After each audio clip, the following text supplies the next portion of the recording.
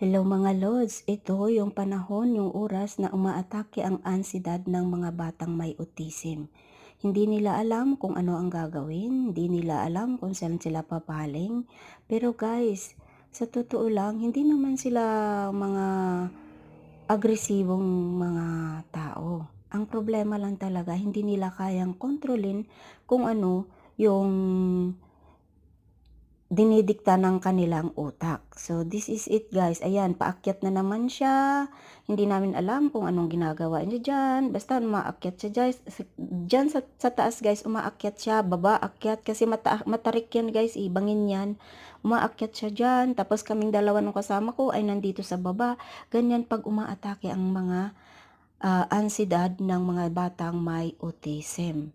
Nakaka-worried. Please don't forget to subscribe.